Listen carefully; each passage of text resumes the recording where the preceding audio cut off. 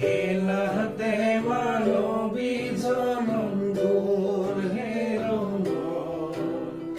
মন কইল বুঝিলি আল্লাহ পৰম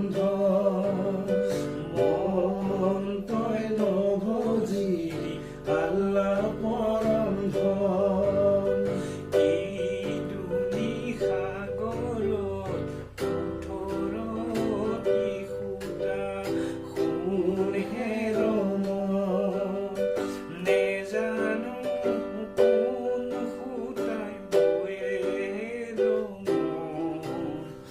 মন তই নবজিলি আল্লাহ